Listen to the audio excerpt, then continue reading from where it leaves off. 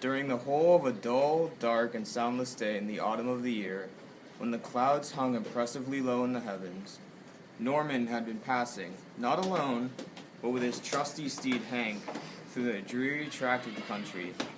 He approached a really creepy giant house. The mansion and all of the earth around it was decaying, but the building itself looked pretty sturdy, even though it was made out of cardboard boxes. But besides that, something else seemed off. There was a taste of evil lingering in the cool, damp air. He came to this mysterious estate to visit his mysterious childhood friend, Roderick Usher. The Usher mansion had been passed down for many years, and only one member of the family has survived from generation to generation. Norman had not seen Roderick in years, but Roderick had recently sent him a letter begging him to come and visit, for he was all alone except for his sister, who had recently become ill. Roderick thought an old friend's company would help him deal with his own illness he had been suffering from lately. Let's see what happens next. Roderick, is that you?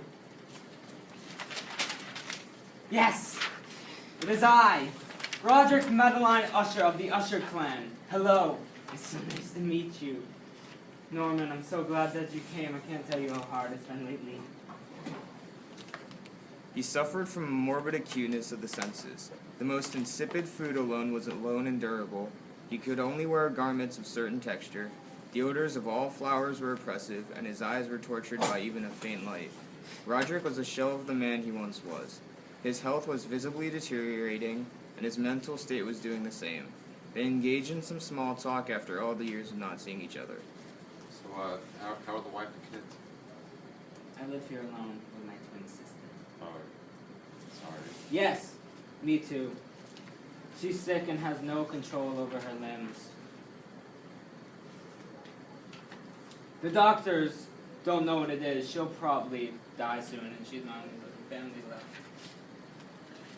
Norman and his long-lost friend talk for a few more very long and equally saddening minutes. Then something happens.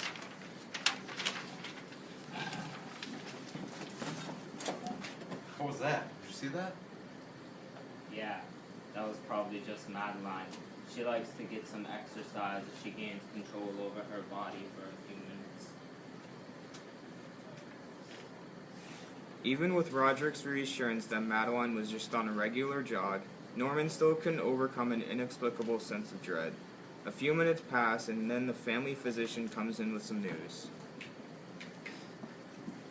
May I speak with you, Dragon, please?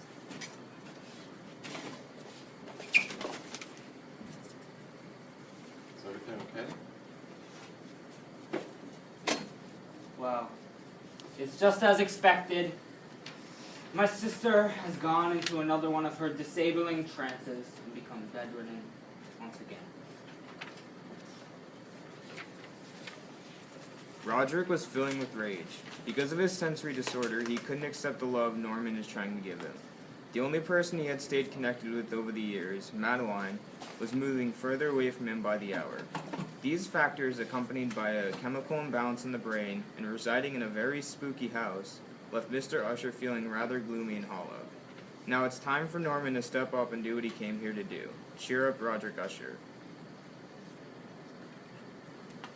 Norman tried to cheer up his friend by reading to him. So he was broken. Literally, his sister died, then came back to life, and their house split in half and crushed them both. The end. I'm sorry. I didn't realize that it would be such a bummer. You know, let's do something else. It's going to be okay. Next, Norman tries to bring out the inner artist in his heartbroken pal. Here, just draw what you feel.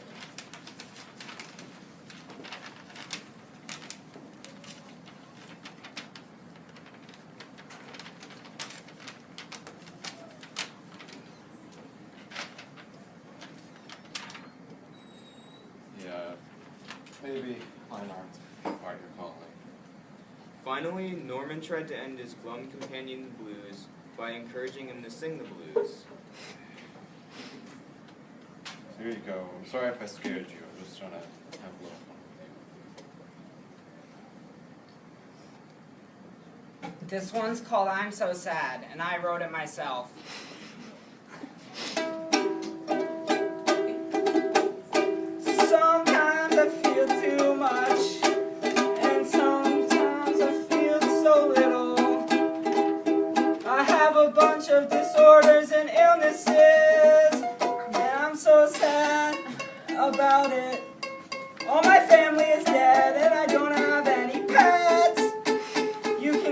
I'm pretty lonely. Yeah, yeah, yeah.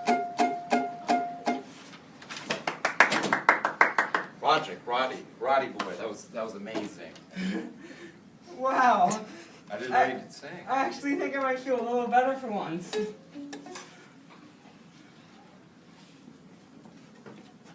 I need to speak with you in private, your sister.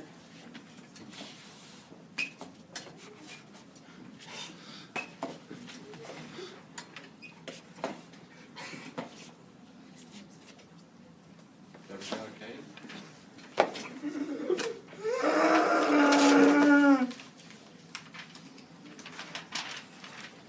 Well, it's just as expected. My sister just died. The family physician said the sound waves from my music were too much for our unstable brain to handle. So what do we do now? We need to move the body. Can you help me with that? We're going to keep her in the house. We have a special vault. I want to put her in there. This choice normally would have been unusual, but Mr. Usher had his reasons. This step would keep curious doctors away from trying to figure out her unknown disease until burial plans were arranged.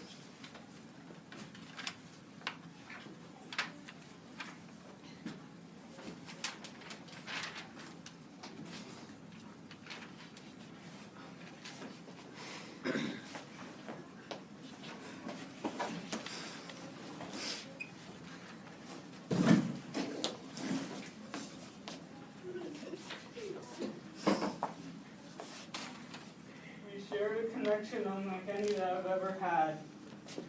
And now she's gone forever.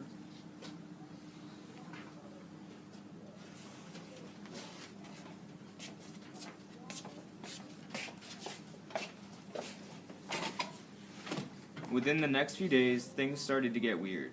There were times, indeed, when Norman thought Roderick's unseasonably agitated mind was laboring with some oppressive secret, to divulge which he struggled for the necessary courage. Norman felt creeping upon him, by slow yet certain degrees, the wild influence of his own fantastic yet impressive superstitions.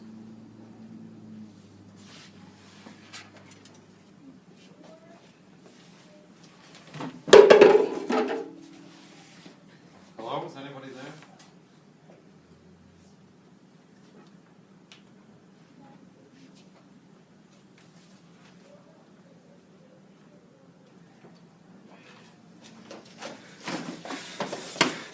What's wrong? Have you not seen it? Then he throws open a window to the storm. A blast of wind rushes in, nearly knocking the men down.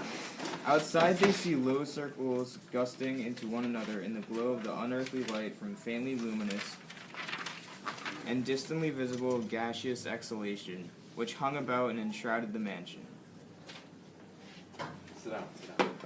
Norman reads Roderick a tale of dragon that gets slayed. Sounds in the house correspond to the plot of the story. At the end, when the dragon is finally killed, And then Ethelred slays the dragon. they hear a terrifying scream.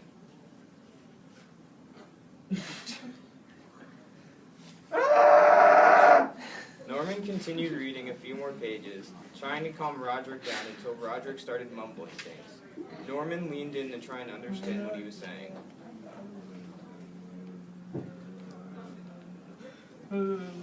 I now tell you that I heard her first feeble moments in the hollow coffin. I heard them many, many days ago, yet I dared not speak.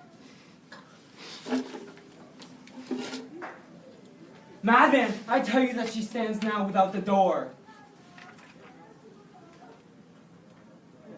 Wake up.